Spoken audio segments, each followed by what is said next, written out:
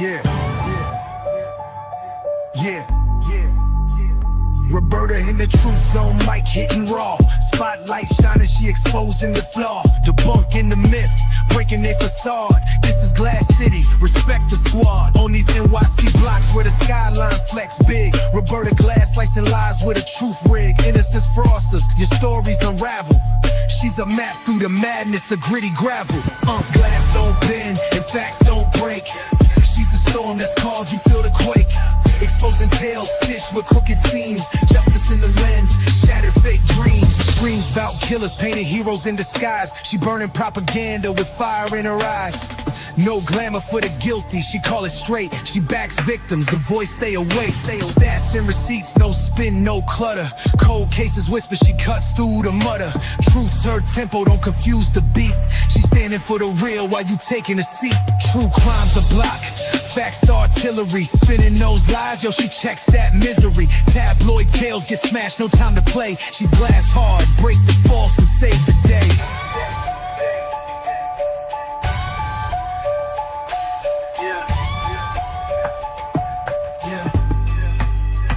True crime's a block, facts the artillery. Spinning those lies, yo, she checks that misery. Tabloid tales get smashed, no time to... Okay, I am back. Nice to see the truly dedicated. Thank you for coming back, kiddies. So I'm hoping to do this without a dropout in the sound. Hopefully it'll stay for the whole thing. So everyone's talking about the Epstein client list. The government has said there is no Epstein client list and that he ended it all. And I don't think that's really asking the right questions. And as someone who attended every day but one, where I had a dentist appointment, of Ghislaine Maxwell's trials, her bail hearing I attended, her sentencing hearing I attended, and I attended one of Jeffrey Epstein's hearings before he ended it all. Looking for an answer to the question, I mean, these are one of the things I wanted to know, which was, how did Jeffrey Epstein make his money? And how did he gain so much power?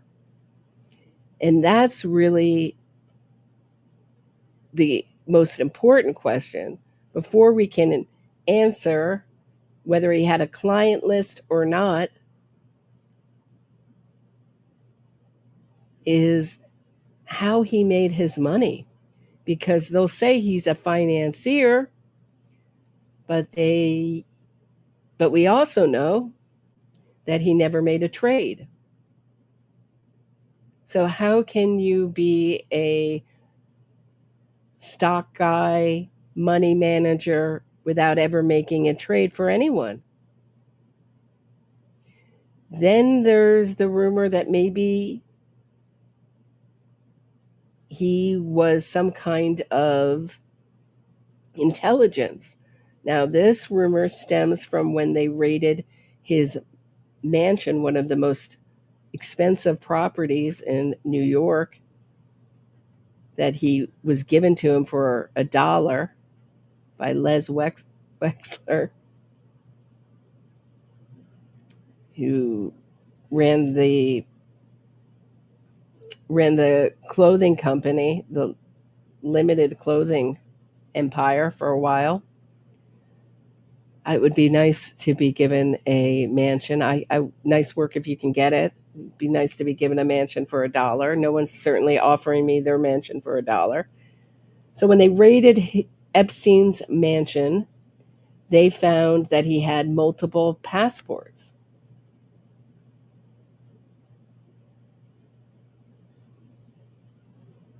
They also had, this was in his safe, which they had to bring in a saw. We heard testimony in Maxwell's trial that they had to bring a saw and saw through his safe in his mansion. And in it were DVDs, money, passports. So there's been rumors that maybe he was some kind of intelligence. This also goes to how he got such a good deal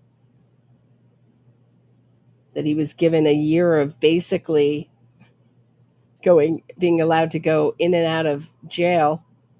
He had his own wing to himself for soliciting prostitution, minors for prostitution. He did a year in Florida when there were so many victims and so much evidence against him. And Acosta said that he was told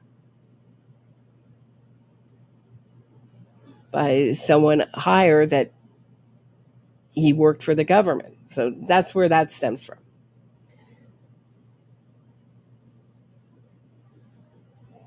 But he's a guy who just seemed to, what I learned from Ghislaine Maxwell's trial, just snowball with money and power. Each year he gained more and more powerful connections and more money. So we saw his planes go from a small plane to a bigger plane to a bigger plane. And the answer to how he got this money was never answered at his federal trial. You would think that they'd want to tell the jury, as they're showing the jury pictures of one plane after another, one giant house after another. Let me show you what I'm talking about, how he obtained all this wealth.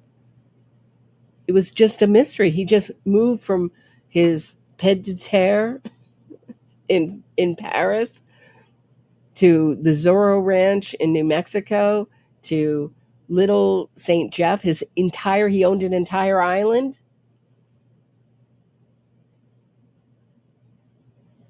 And Trump flew on his plane. We saw his flight logs. Trump flew on his plane often. Bill Clinton flew on his plane often. So if you have a clue as to why the Democrats aren't pushing to get this information out and why the Republicans aren't pushing to get this information out, is because most likely it will expose everybody. He was an equal opportunity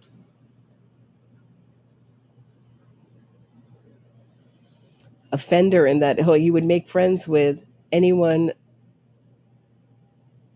that would increase his power.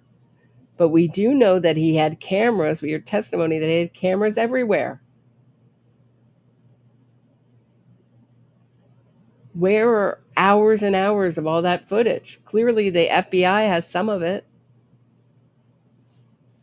And that would answer certainly some of the questions. I mean, just who's on these DVDs? And why isn't that being released?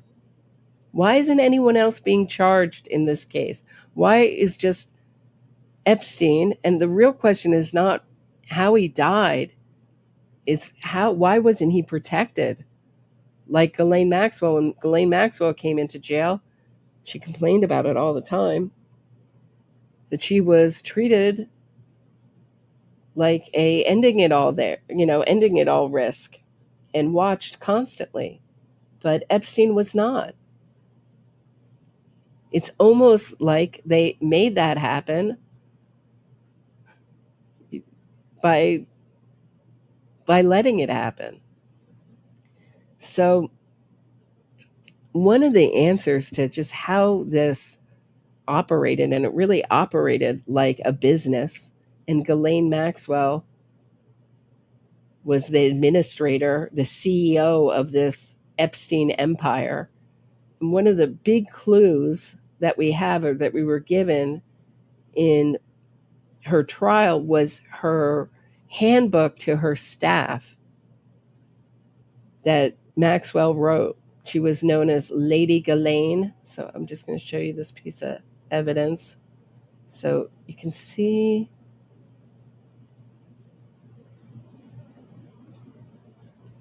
on the bottom here, it says government. So this was a federal trial. So it was the U.S. versus Ghislaine Maxwell. So it's the government versus Ghislaine Maxwell's defense team. And here's her household manual. And this is for Palm Beach, Florida. And I'll show you pictures in a second of what that house looked like. But one of the most important things was the telephone. And they had these telephone directories updated every 6 months. So they had to be updated and placed by every phone, including in their cars. They wanted these directories. So their access to power was everything. That will tell you. So, but the rules that Ghislaine Maxwell had for her staff were kind of fascinating in themselves. For one, you had a uniform of dark blue chinos, white collared shirt, tennis shirt, and then a long sleeve shirt for dinner service. She wanted to control your vocabulary and what you said to her guests, and how you treated her guests was everything. So the manual is designed, here's the introduction to the manual. The manual is designed to give you the proper guidance and assistance to perform your duties to the best of your ability while ensuring a consistently high level of service.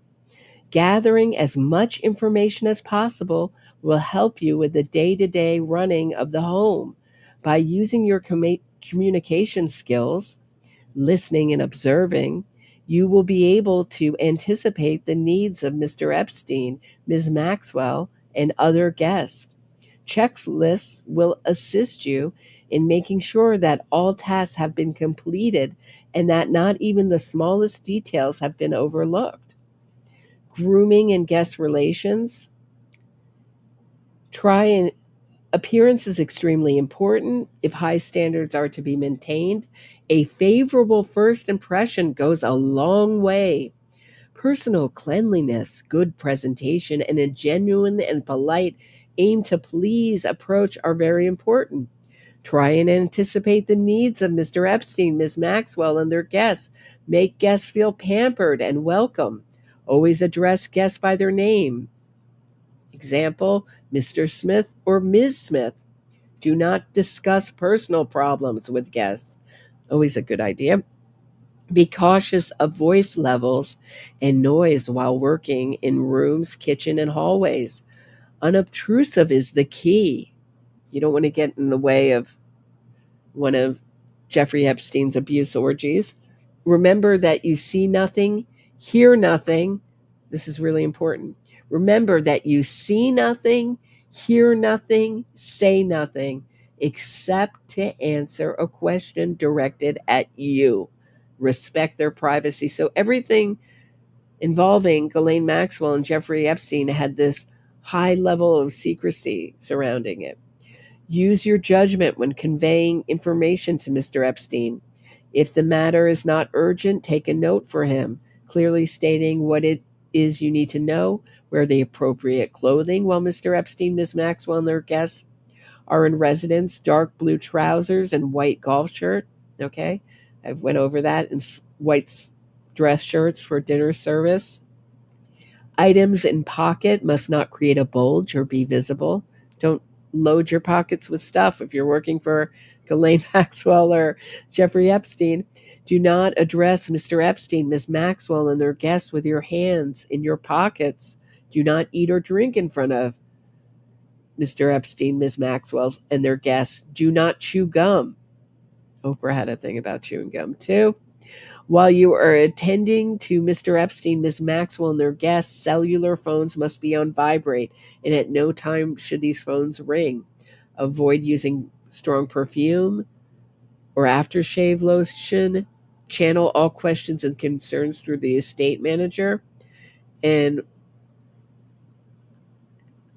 Juan Alessi, who ran the house, testified that he picked up children for Epstein or girls as young as 14 who testified against him as an older woman, this 14-year-old. He testified that he picked her up at the airport and that he had to wash the sex toys.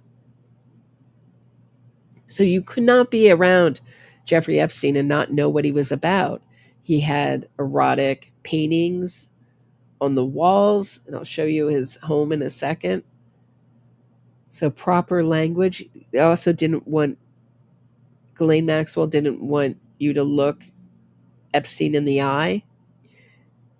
What you say is as important as what you do. And she wanted you to be extremely enthusiastic and tell the guests that you enjoyed cleaning their toilets. If you got a compliment, you were supposed to say, "It's my pleasure. I enjoy doing it." Those kind of things. Your language must include good diction and exclude swear words and slangs. Pay attention to how you speak. Mr. Epstein, Miss Maxwell, and their guests do not say, "Yeah, sure, no problem, you bet, gotcha, right, I don't know." You do say, "Yes, Mr. Of course, Miss, my pleasure. It is no trouble at all. With pleasure. I would be very pleased to. You are quite right. I have no idea, but I will find out immediately." To a compliment, you say, "You are very kind. Thank you, Ms. I enjoy doing it. It's my pleasure to clean your toilets." To justify criticism or mistake, you say, "I'm very sorry. It will not happen again. It was completely my fault. I will make the changes immediately." To a guest, you say, "It can be of any additional, if I can be of any additional assistance, let me know. Is there anything else that you might need? I'm very pleased that you enjoyed your stay, Mr. It was lovely to see you again, Mrs. Blank." What to say when entering a room? "May I come in?" Again, you don't want to interrupt his abuse orgies. What to say after entering the room? "Great, Mr. Epstein, Ms. Maxwell, and for their guests, good morning, Mr. Oh, greet Mr. Epstein, sorry. Greet Mr. Epstein, Ms. Maxwell, and for their guests, good morning, Mr. Smith, Mrs. Smith. You do not expound on the weather or any other subject unless asked. You have no idea how they are feeling, the guests. You provide your service, then ask, "Is there anything else I might do for you?" And if not, leave the room. Answering the telephone. Look at all these rules around answering the telephone. The quality of your voice is of utmost importance. And how you answer the telephone will leave a long-lasting impression on all those who call. It immediately tells the caller the service standard. When you answer the phone, the quality of your voice is of utmost importance. The person on the other end of the line cannot see your expression or gestures. They can't see if you have your hands in your pockets. So any impression that person receives depends entirely on your voice. Speak clearly and distinctly. Do not slam down the receiver at any time. All calls should be answered in 3 rings or less. If the incoming line is one of Mr. Epstein or Ms. Maxwell's, answer as follow: "Good morning, afternoon, evening, Epstein Maxwell residence." So this was used to show that Ghislaine Maxwell was a real partner or an overseer of the whole enterprise. It was called the criminal enterprise. If Mr. Epstein or Ms. Maxwell have advised that they do not wish to receive any calls, you are to reply as follows: "Mr. Epstein, Ms. Maxwell is not available. May I take a message?" Complete a phone message slip with the following information. So they had these phone message slips that made duplicates. So you'd write on the white slip and it made a yellow copy. Please place the message on the pantry countertop if it is for Mr. Epstein and for Ms. Maxwell on her desk. And you were never to give them any information about where they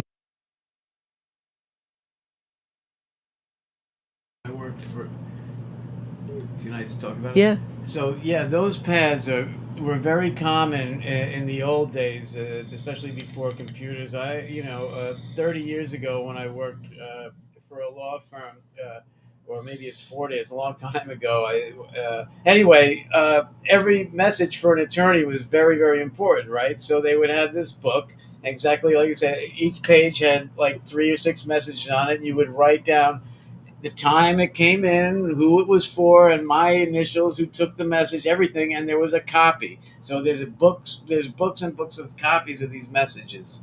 Right. So every time someone's asked who's close to or in the phone book, one of their phone books has been released, they always say that they fell out of favor or they weren't close or they didn't know him. And it's akin to having someone in an interrogation come in and say, I didn't do it, and then just be like, oh, okay. The press never asks a follow-up question. For example, Trump, who was all over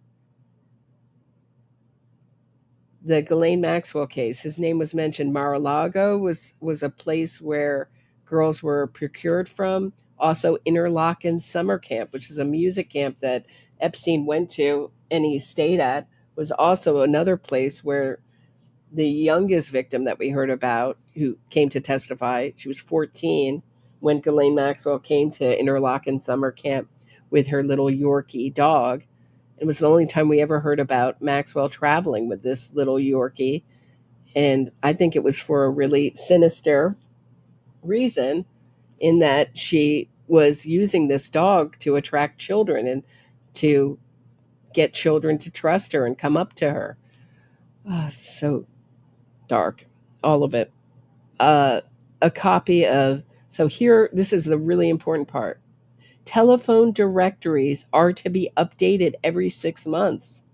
As the new telephone directories are available, a copy of Mr. and Ms. Maxwell's telephone directories must be placed to the right of each telephone, except for the guest room. So they didn't want the guests to have access to their telephone directories, but they certainly wanted access to it. And these are, so there's not only, and I'll show you in a second, we toured the house, but these copies of books, there's got to be multiple copies of their directories that they updated every 6 months. And Ghislaine Maxwell had these notepads that she had printed up that said Lady Ghislaine. They had to be to the right of the phone with pens. Always check that there are notepads and pens. Those are to be placed to the right of each telephone. A pair of reading glasses, here's from the book, must be placed in front of each telephone, except for the guest rooms. They can struggle to see the telephone numbers. Because their own directory and their own telephone numbers. An extension cord must be placed under the front of each telephone. Look how important this was, all their proximity to power, how important this is around the phone. Unless otherwise instructed,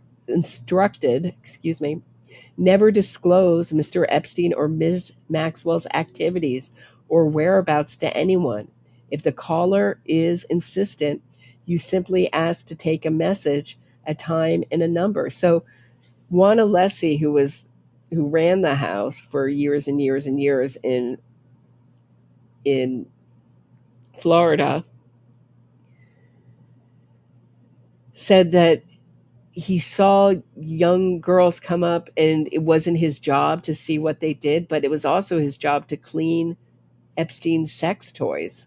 So he had to know something was going on. There was also a massage table, an odd, you could say it's been called a dentist chair or a spa chair for facials, whatever you want to call it, sort of similar, in the bathroom.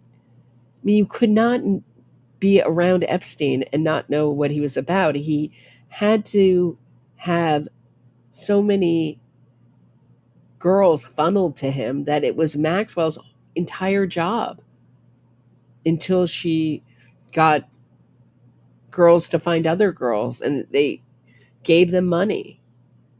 And Ghislaine Maxwell taught them how to give massages. It's a euphemism too. Epstein, what started out as a massage and ended. But we also heard testimony that they would be hanging out, and in any minute they could be called to the bedroom for, these abuse orgies. That's what I'd call it. Advise Ms. Maxwell. So they seem worried about law enforcement. Advise Ms. Maxwell of any strange telephone calls or inquiries.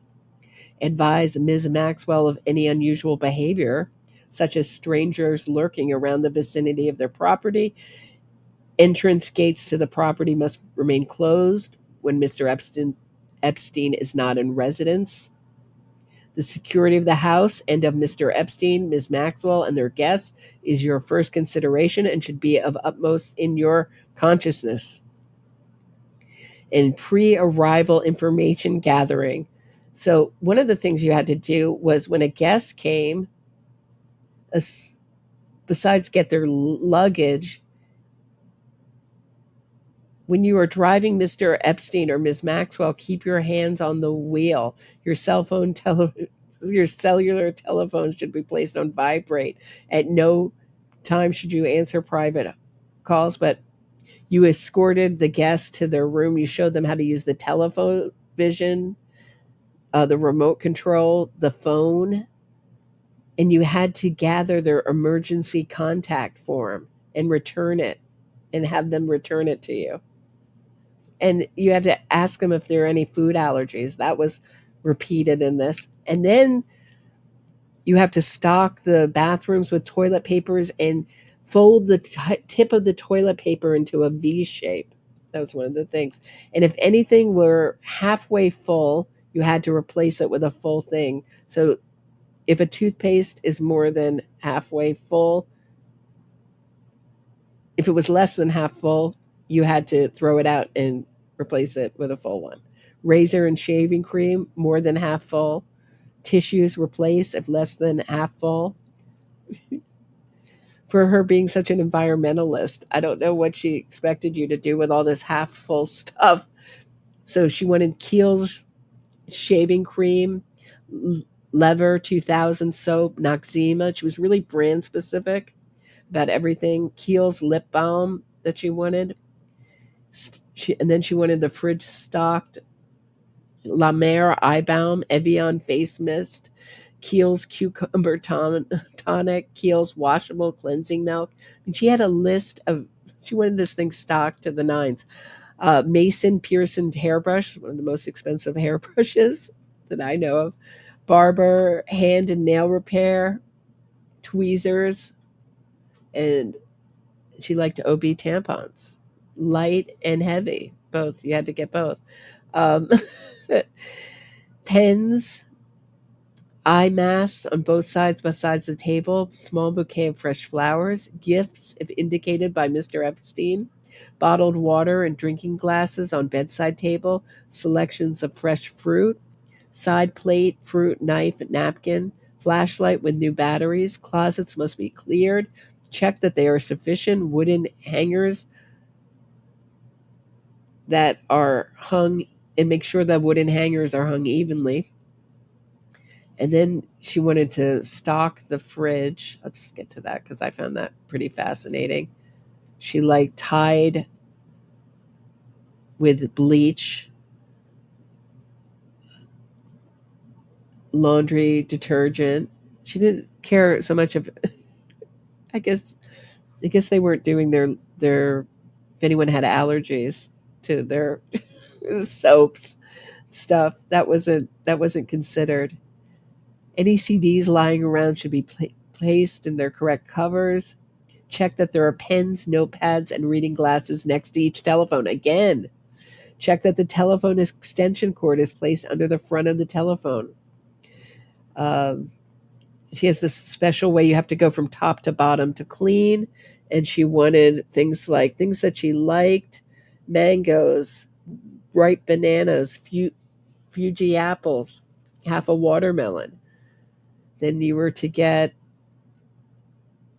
boar's head, Black Forest ham, cracked pepper, turkey breast, 4 Diet Coke, 4 Cokes. I don't know if these are liters or cans or what, but Gatorade, large bottle of Perrier water, place in refrigerator, vitamin water, tonic water, Cheerios, Kicks, assorted bagels, tortilla wraps, pita bread, chocolate. She liked Lou cookies too. Skippy chunky peanut butter she liked.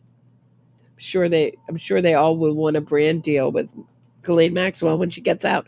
Maxwell House Coffee and Starbucks ground Colombian coffee. Pepsi, Diet Pepsi, tonic water. I'll put a Hellman's mayonnaise, Dijon, mustard, Barilla pasta. She had a Downy fabric softener, Bounce dryer sheets, Murphy's oil soap, Clorox bleach sheet, Glad zipper storage bags. I mean, just all very specific. So she really ran this house with an iron fist. She had a cleaning schedule that she expected you to do. I mean, so on week 1, you did the windows, the blinds, the light fixtures, ceiling fans, vacuum. And then on week 2, clean and organize closets, turn mattresses, and redo the linen closets, wipe books, discard old magazine, polish floor. You know, she just wanted everything the way she wanted it. And then she has a little example. It's like what you see at the hospital. She wanted emergency contact numbers for all her guests. What were happening to their guests that she needed emergency contact numbers? But it would just give you an idea of how important power was to them. And we thought that when the government in her trial put in her phone book, and there was this article in Time magazine, what to know about the contacts book that could be crucial to Ghislaine Maxwell's trial. It was number, I think, 52 as far as evidence. If admitted into evidence, the book's role in the trial could be significant, a law professor said, and she was an ex-federal prosecutor, Jessica Roth.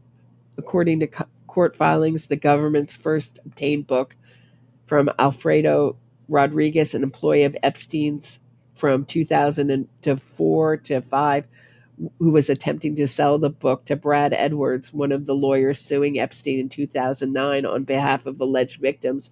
Edwards alerted the FBI. An operation was set up in which the FBI obtained the book from Alfredo Rodriguez. This agent sold the book to Brad Edwards for $50,000, according to the government's filing in the case. So there's a whole website. So, with all the contacts in that book, and I'll go over it in a second. I hope you can still hear me. I hope the sound is still okay. But we thought we were going to hear everything about that. And then right before the trial,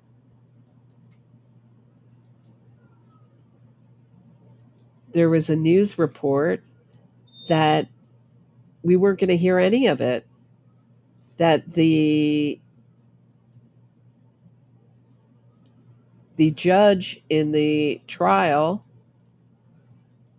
didn't want it to become a name-dropping event. So it's just so odd. Ghislaine Maxwell's little... Here, let me show you this. Ghislaine Maxwell's little black book to remain secret after judge warns against needless name-dropping. Or was she protecting the powerful? You decide. A redacted version of the infamous, and we saw this picture of him, his planes just got bigger and bigger as the years went on. A redacted version of his infamous contact book featuring Maxwell and Epstein's network of famous friends was published online in 2015. But there are many versions of this directory. So how many versions is this the only one in existence? Because we know from the Palm Beach house that they updated it constantly. And these were the names that were said at trial often. Glenn Dubin, Wexler, Prince Andrew, Bill Clinton, Donald Trump, all very much heavily connected. I mean, I would say Donald Trump flew on Jeffrey Epstein's plane. We saw all of his flight logs, and those are also public. So Clinton and Trump are both listed. Also, George Mitchell has been accused. The politician from Maine has been accused. And the Post senator also has been accused. So Bobby Sternheim, who was Maxwell's attorney, wrote to Judge Nationlin to say the court ruling on the issues of anonymity may impact the willingness of those witnesses to testify, thereby compromising Ms. Maxwell's right to present her defense. So basically, they were saying they shouldn't allow any witnesses to testify under Jane Doe, but we did see lots of the judge said nay to that to that argument. We saw lots of witnesses testify as Jane Doe, although Maxwell's own lawyer slipped and got admonished by the judge by saying one of the victims' real names in court. I don't know if that was just a way to punish them or what. It was odd. It was an odd the way he presented it. It was Palucia, her lawyer, said it was just a genuine mistake. So here, let me just share this tab. So this is the home of, it's an entire website. If you want to know who Jeffrey Epstein's little black book is, there's 95 pages and 1,971 names. And Doug Lyman, the director of Swingers, whose brother is a lawyer who resided over the Larry Ray case. Alec Baldwin's in it. David Slade, who's close to Clinton, is in it. And there's just tons of people who didn't know him.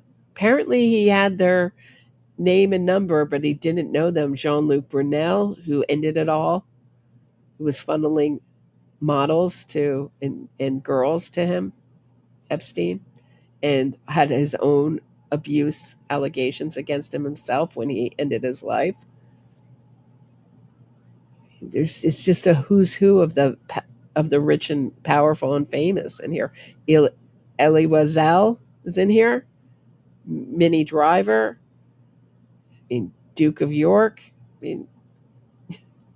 Ed Epstein to his family. So the real question, Tom Ford from Gucci, Katie Ford from Ford Models. The real question is to push further. And I'll show you, let me just show you what we saw of his home. Here's his home. This is his horrible furnishing in his home in Florida. How's everybody doing? So this is like, how do you pick that? Is that wallpaper or is that marble? I guess it's marble. So ugly. Always erotic art everywhere. Huge shower, towels, and a sofa in his enormous bathroom.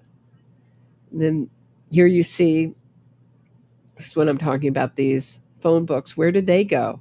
So he was busted in, I believe it was 2007 or 2009. I think it's 2007. And he got convicted in 9, I think, or made a deal in 9, I think. That's my memory. Correct me if I'm wrong. But you can see the notepads, pens. You don't see the reading glasses anywhere. But here's his desk when they raided him concerning, this is the case that the FBI raided him, 2007. Here's his ugly tiki-style wooden bed. I mean, wouldn't you think if you had endless money, your decoration would be better? The house, front of the house, this orange hallway with this weird, Lord knows what that is. It's probably some more disturbing artwork, more erotic artwork. Here's another notepad.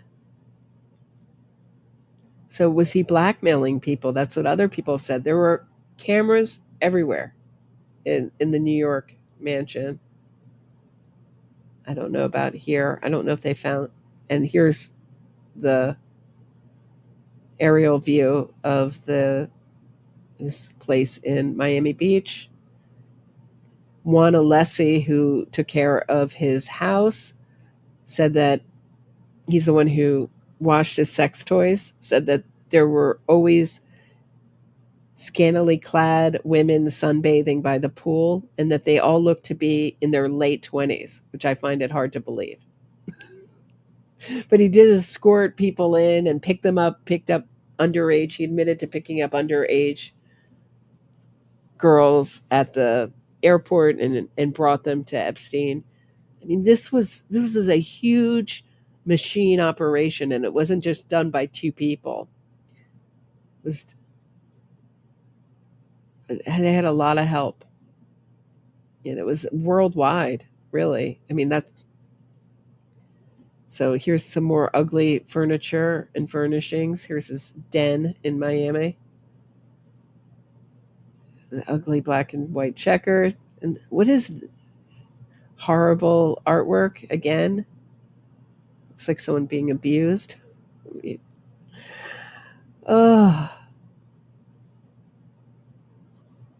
The Sub-Zero refrigerator. The ugly green walls of this porch in Miami Beach. Another office. What is this? Epstein's massage table was seized by. Oh, this is 2005. Excuse me, 2005 was seized by the FBI in 2005 and was brought into court. It was. Alessi said he saw pornographic tapes and a black leather costume in a basket in Maxwell's bathroom. That guy knows a lot more. Believe me, Alessi. He was one of the most forthcoming. The rest, the pilots, so they had these, they always took private planes, and they, like I said, they got bigger and bigger and more luxurious. And their pilot's job was to pick their luggage up from Maxwell's apartment or wherever they were staying, Epstein's home, take them onto the plane, and then take them out and deliver them to wherever they were staying. And they said they saw nothing. Everyone on the plane was above age when it was shown.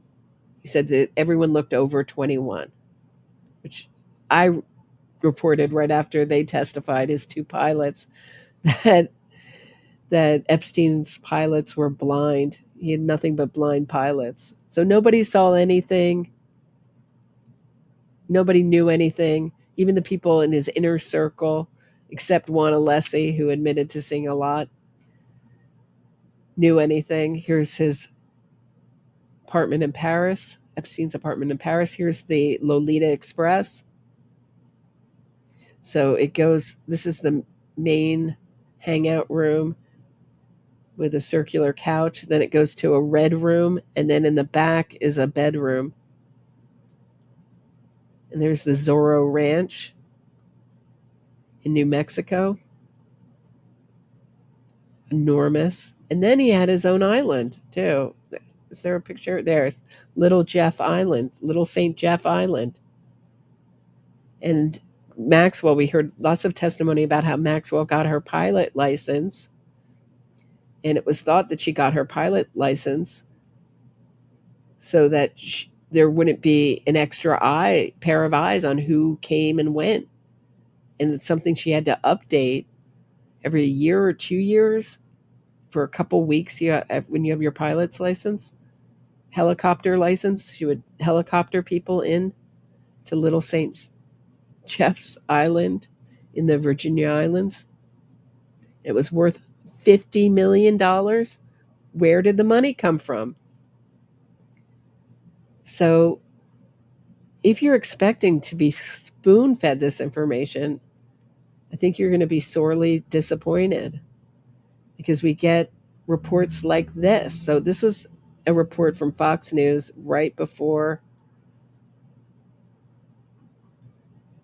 So documents were going to be unsealed regarding Jeffrey Epstein. And look at just the reporting on this. I thought it was fascinating, quite like an apologist. It said he was this reporter says that he was an investor. But how do you make money investing when there's not one recorded trade of you trading anytime or anywhere? What did he do? How did he make his money? And the people in this phone book should be asked beyond the first question. So here we go. Listen to this. Oh, darn. I'm going to have to wait for how's everybody doing? Let me touch base with everyone while we wait through the commercials. You don't want to look at that scuzzball? But it's amazing to me that Bill Clinton is still invited to the DNC as an honored speaker. He's never asked about it. Trump has never really asked about it. He feigned shock when he said the public still wants to know about Epstein when there's been a natural disaster in Texas. Sneak inside. So Give up pet. So of course we're still interested. The public is very interested and will push on. The FBI has a lot of information. The story since from the beginning. Charlie, good morning to you. We're looking at this. What's new in this that we did not know? Nothing. Right. Nothing. This is a story about who Jeffrey Epstein knew. Okay, now Jeffrey Epstein knew so many people in power, both on Wall Street power, in academic power, even Washington power, that this doesn't even do justice to his Rolodex. I mean, I could tell you this, leading up to the time I interviewed him, I was doing a bunch of stories for Fox Business, foxbusiness.com and foxnews.com. And, I had to get in touch with Jeffrey Epstein for these stories. He's not exactly in the phone book, right? So I'm having dinner at a New York City restaurant. I'm not going to say who it was, two very powerful people. One of them is a name billionaire. Like, you would know this guy. And I'm saying, I'm doing a story about Epstein. I have to get in touch with him. How do I get in touch with him? I don't know. And the guy pulls out his phone. Got the number? And gave me the number. Mm-hmm. And this is a billionaire that you would know. And this just speaks to the type of people he knew. Listen, the guy did business with the top of J.P. Morgan. Jess Daly, who's the number 2 to Jamie Dimon, onboarded him on the J.P. Morgan platform because he brought a lot of business to the bank. They were friends. I'm surprised he's not in any documents that come up because he's been named in the past. So this, in my view, just as someone who's covered it, doesn't do justice to the breadth of his relationships. Now, here's the other thing, and you had a guest on before, or you had a tape from Mr. Marcus, who said,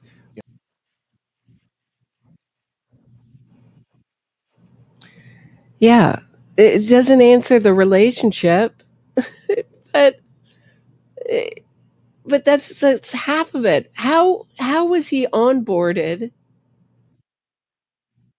How was he onboarded with J.P. Morgan if he wasn't making a trade?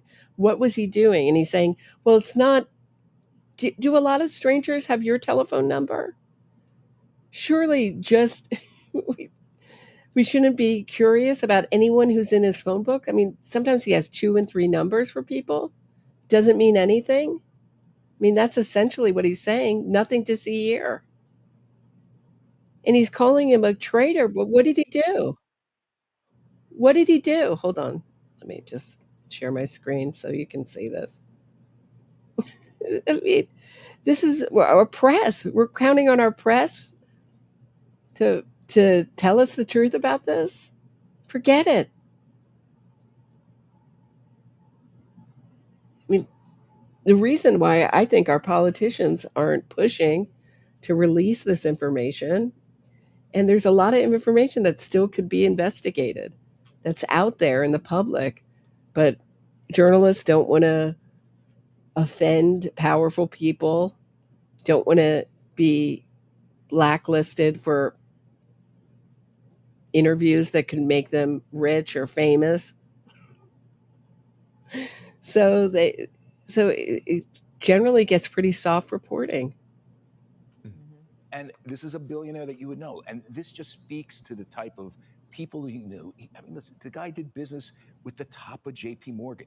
Jess Daly, who's the number 2 to Jamie. What kind of business did he do? There's the question.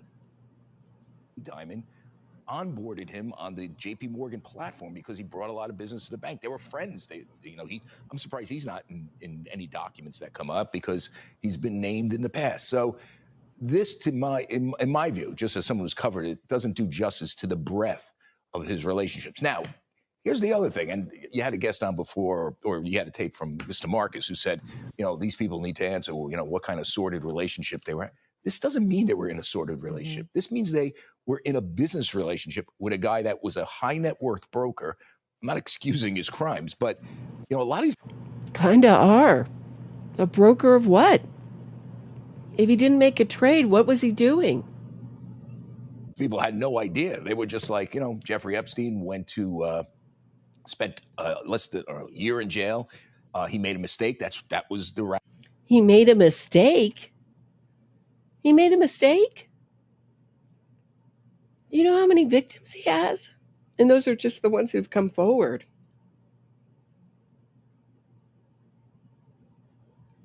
I mean, this is the biggest apologist piece I've ever seen. It's such a good example of our media's attitude towards criminals in general. Rationalization. He might have slept with somebody he didn't know. I mean, I could just tell you how people were reacting to it at the time. And, we know Jeffrey is not to be that type of guy. And then he went back to doing business. By the way, the reason why I started covering this is because I could tell something was happening in terms of the U.S. Attorney's Office. There was a series of articles ramping up. And then there was a story in the Miami Herald that essentially said he got such a light sentence because he was. Right. Acosta was told that he was, it sounded like, I have to get the direct quote, but some kind of intelligence.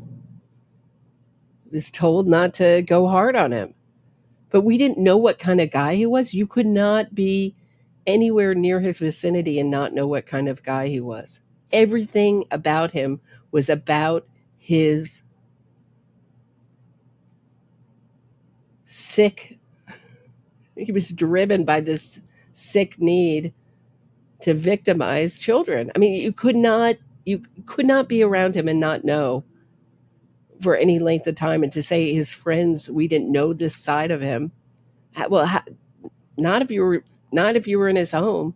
What did you think about his artwork and where did you think he was going? Where do you think these children were that flew on his plane with him if you flew on his plane? So Clinton flew on his plane often. Trump flew on his plane often. You couldn't miss it. He was always with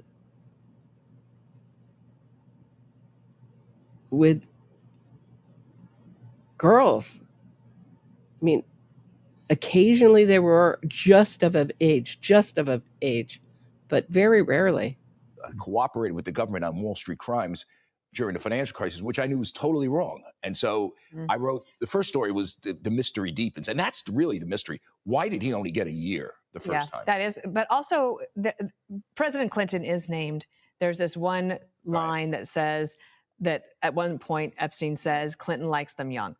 Is that new? That's sort of been out there, but also, is that something significant that we should be? That Clinton likes them young? I mean, what does young mean? I mean, what does young mean? I think we know what that means. What does young mean? I think we know what it means if you're hanging around Jeffrey Epstein. I think we can put the pieces together. What is this guy? The defense lawyer for Jeffrey Epstein? Who knows? We know why. Why isn't Bill Clinton pressed about it? Because he's considered above the law. And I think that Democrats don't want to know the truth about Bill Clinton, or some Democrats and some Republicans don't want to know the truth about Donald Trump. They're revered by their parties. Don't ask. Just keep inviting him back to the DNC. Keep treating him with reverence. Don't ask the important questions. And Alan Dershowitz was involved. We know the MIT was involved. Interlochen summer camp.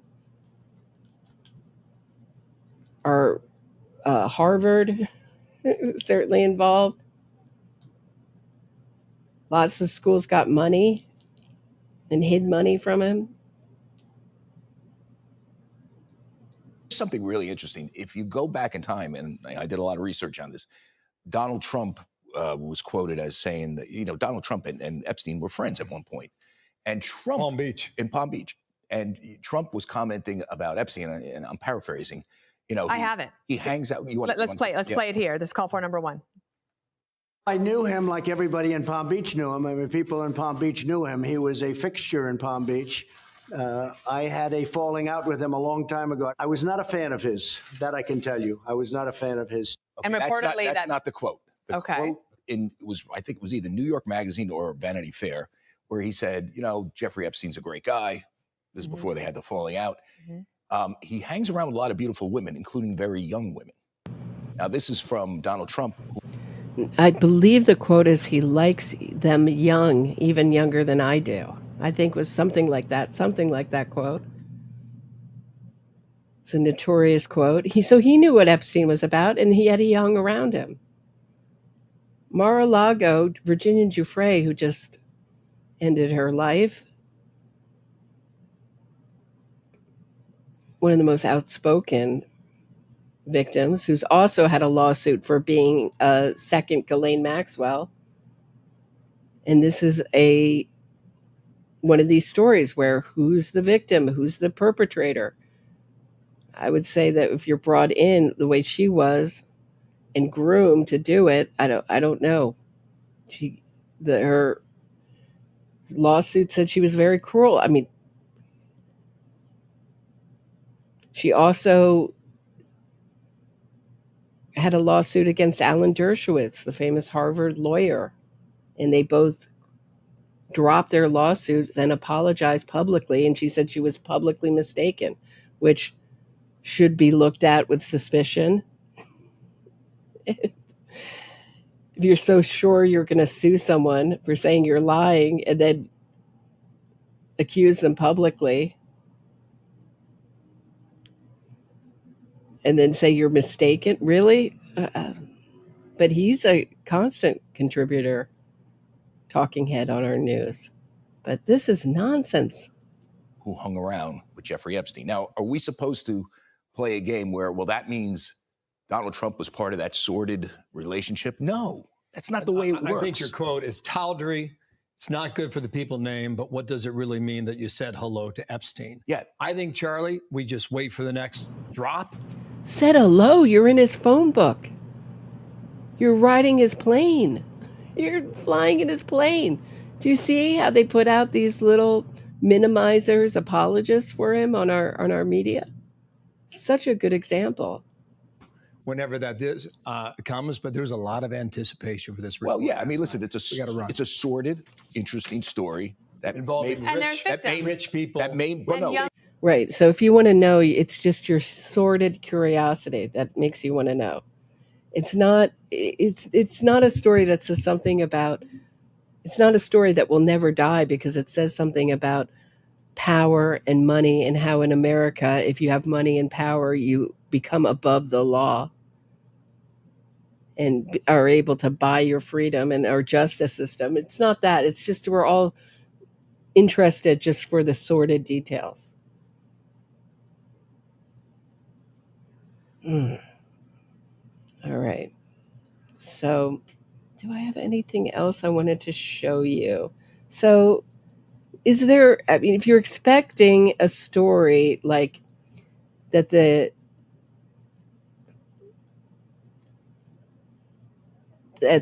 without the constant demand of the public for the release of all the information that the FBI is holding on to,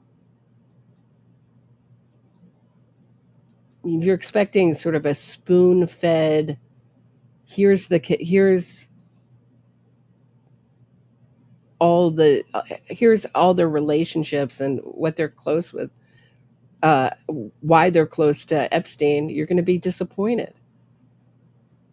But if the public keeps demanding it every year, eventually something's going to have to come out. I mean, the public has been demanding the truth about JFK. They keep releasing redacted documents. So I think it's going to be very much like JFK. If there is a story there, obviously this is a little bit more easily understood.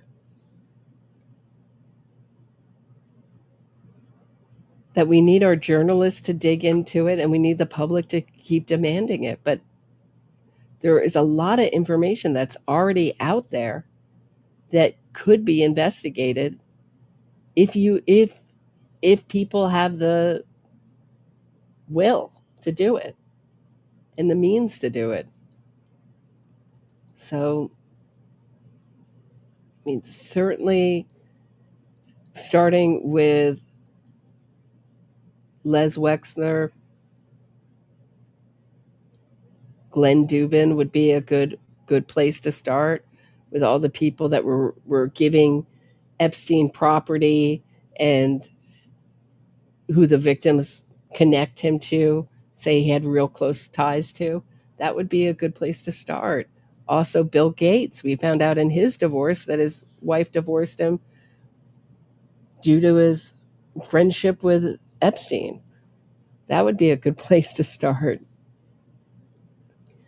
But certainly the Ghislaine Maxwell trial it shed some light onto how the inner workings operated, but not to where this enormous source of money was coming from, that it was wealth like you've never seen before that kept this, it's like a business afloat. And we know that trafficking is one of the largest revenues. So did he get money from trafficking? Was he some kind of undercover intelligence asset? Not answered. I mean, I think if you even ask the questions, you get called a conspiracy theorist. I mean, the headlines surrounding this are conspiracy theorists want to know. So they're already trying to put you down or label you something unseemly just for asking the question. What was this about? And I'm not talking about, because I do think that I'm in the minority. I do think that he did end his life.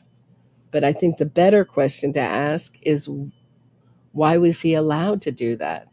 Why wasn't he considered a high value inmate? And where did he follow the money? I mean, that's what we learned right from Watergate, is he follow the money?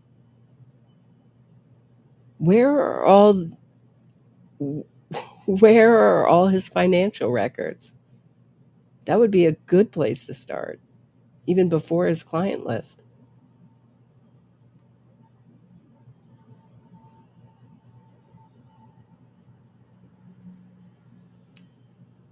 Okay. So that is what I have for today, guys. I think that's the whole story. Oh, thanks for listening. And thanks for some of you for listening twice. I will see you all again back here very soon. Have a great night, everyone.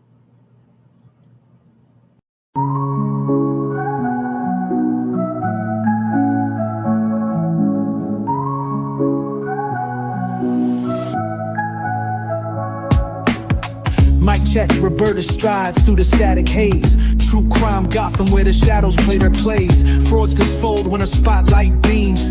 Fact focused queen busting propaganda schemes. Glass shatter lies echoes through the streets. Standing for victims, giving voice their beats. NYC Post, truth sharp as night. Roberta exposing, she's the anti-fraud light.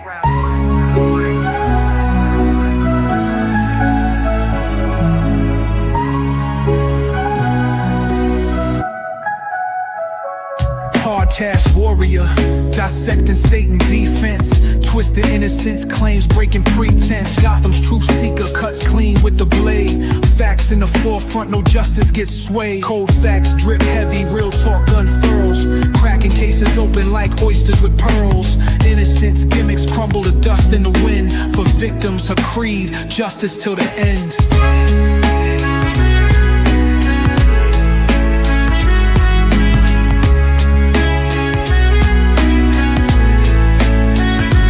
Headphones blazing, she drops heavy artillery. Narratives twisted, meet blunt object civility. Roberta got receipts that unravel the ploy, exposing the lies these fraudsters deploy. Glass shatters, lies echoes through the streets, standing for victims, giving voice their beats. NYC Pulse, truth sharp as night. Roberta exposing she's the anti-fraud light.